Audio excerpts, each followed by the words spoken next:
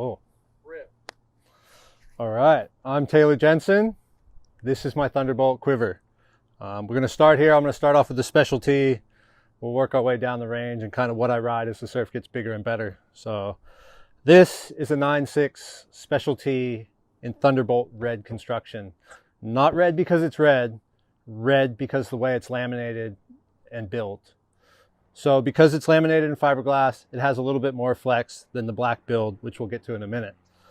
Basically, we designed the specialty as a board for smaller surf, something that still has a lot of performance hidden in more of a traditional outline and rocker, but really a board that's like sort of 2 to 3 feet range, kind of make the most out of small conditions, something you can still generate a lot of speed on, but that's really geared more as sort of a nose rider or a board that trims really easy through the flats. How we did that, it's 9.6, 23 by 3, pretty standard dimensions for a 9.6 longboard. What Dan was able to do in this one though, is we left the hard edge in, which gives you a little bit more up and go off the takeoff. It allows you to generate speed, also makes turning super easy. So rather than having a board that has no edge that just kind of flops from side to side, you can actually drive off your rail on this, and it really makes surfing small waves super fun. You can create your own speed where you want to, and you can turn on a dime instead of kind of having to forecast everything. What Dan also did was nice deep teardrop concave. You'll see that pretty much across my entire range. I'm a big fan of getting a bit of lift under the nose that way. Look, I grew up in California. I surf really flatter faced waves. In my experience, a little bit of concave under there gets a little bit of air up, helps you get lift on the nose. You can see the specialty is a single fin. I run with a 10 or 11 inch single fin. It's called the Power Drive from Flying Diamonds. Basically, it's my go-to for anything single fin surfing. I love it. It's something that still gives you a ton of hold on the nose, but as you jump back on the tail, all that rake helps you generate more drive, more performance from back there. I guess that's kind of a consistent across everything that I do.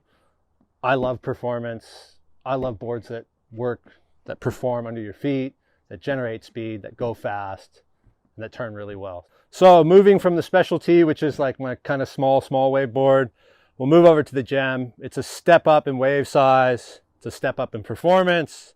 It's kind of a step up across the board. This is a 9.1 in black construction. So going back to the construction differences again, this is laminated in carbon, which makes it a bit stiffer. This is a 9.1. This is kind of a flatter faced wave performance longboard in a 9.1. It goes up to 9.5, which then kind of drops back more to traditional, but we'll stick to the 9.1 right now. This thing was designed for kind of guys who don't know what they want. They want something that's traditional that'll work when it's small, but they also want something that's performance for when the surf picks up a bit. This is basically an all-in-one longboard. What Dan was able to do with this one is obviously the hard edge. Again, being a performance longboard, you need to have that hard edge. Dan put a really deep double concave in it, which is something you see in a lot of his shortboards as well. What that does is that generates a ton of speed, but it also helps the board roll over from rail to rail really easily.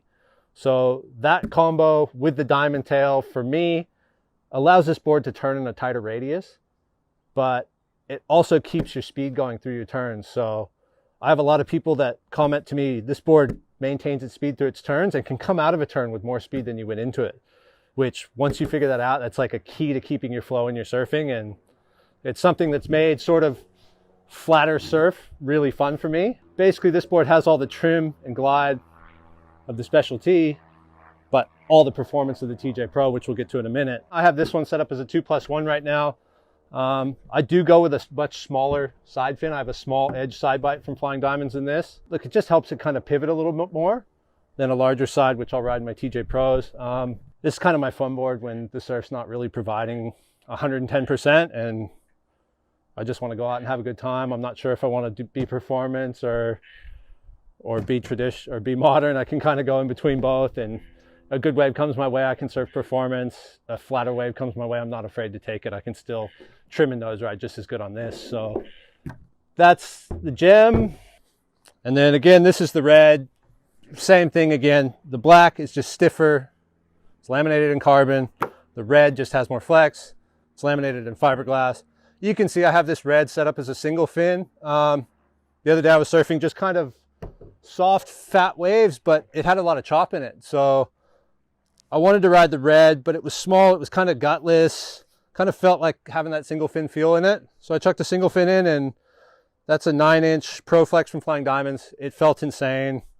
Just gives it a little bit more loose and kind of that single fin trim and line to it. But yeah, it has a bit more flex, so I could still fit in those little crumbles and pockets and make the most out of really crummy surf. All right, I got to create a little bit more space so I can fit in next to these TJ Pros. Sure is good having a quiver that can keep you happy in every different condition, man. I'm super lucky and fortunate to be able to have that. So this now, we're going to get into what's kind of my staple, what I've built my career on, what's won world titles. The TJ Pro is what I've ridden for, gosh, man, 10 plus years now. A red, a black, same thing again with the differences. The red's laminated in fiberglass. It has more flex. The black's laminated in carbon. It has a stiffer flex. The TJ Pro for me is as performance as a longboard gets. We designed this thing. It's all about speed. It's all about power. It's all about flow. Those are the three main criteria of our World Longboard Tour when we designed this board. To me, it doesn't get much better than riding this thing in good surf. The bigger and better it gets, the more these things come out. So basically what the TJ Pro is, it's a rounded pintail. It's got a good amount of rocker in the nose.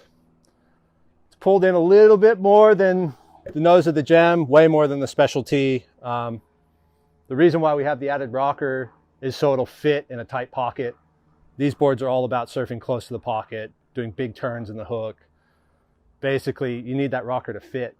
It's something you'll see when guys are riding the wrong board or too flat of a board in really good waves. The nose will catch all the time, especially when they're doing a turn and coming down to the bottom, and in that transition spot, the nose will dig. These things don't do that. They're made to fit in really good waves. High power surf, steep pockets. I mean, I can't say enough good about these things. It's my favorite board by far. You'll see in the bottom, similar thing again, double concave, not as drastic as what we have in the Gem. Reason being, we have more in the Gem because it's for flatter surf. You want to generate way more speed. These things are more about controlling the speed and harnessing that speed. We still have a nice double concave, so it rolls over really easy. Good hard edge, so you can really knife it in and push hard on that tail. Good nose concave too. Again, same sort of thing. It's not really a teardrop, but it is a single concave there, and then it goes to flat about here, transitions into a double out the tail, tiny bit of V off the back. I always pretty much run the same fin setup. In the red though, I've found that I ride a bit of a bigger center. I go with a 7-inch signature center from Flying Diamonds. And then in the sides, I ride my medium set. Reason being is the red has a little bit more flex. And for me, I really like this board in choppy conditions. With the smaller sides and the bigger center, I can get a little bit more pivot in my surfing and not as much drive, which just helps me make the most of every little crumble. And you know, you can kind of connect the dots down the line. It makes it really easy. We'll move over to the black. This board just gets me super excited. That's the best way to say it. If I'm riding this, I know the surf's pumping. I'm going to have so much fun.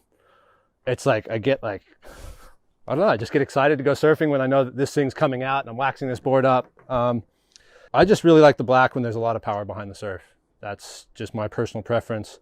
It works great when it's small and clean. Works really good in anything. I just find, because I'm fortunate enough to have the two techs, that I prefer the red choppier surf and I prefer the black and cleaner, bigger surf. You can see with this one too, it's the same tail, same everything. Difference is I pair this with a little bit bigger side fin. Reason being, I'm probably in bigger surf, probably dealing with more power. I want more hold. I also stepped down my center fin to a 6.5 inch. It's just a personal preference, but yeah, it's all about, this board's all about drive. And when I'm pulling out the black, it's a bigger open faced canvas, and I'm not looking for sharp direction changes. I'm looking to really draw out like big open carves and roundhouses, and this board really allows me to do that with that fin setup. Yeah, if you guys have any interest or any questions about the fins, just hit me up, send me a DM. I'd respond 100% of the time. One token of advice, Don't wear a brand new sweatshirt that's black when you're picking up surfboards that have been sitting in the sun, man. I'm covered in wax. Time to change, wash this thing.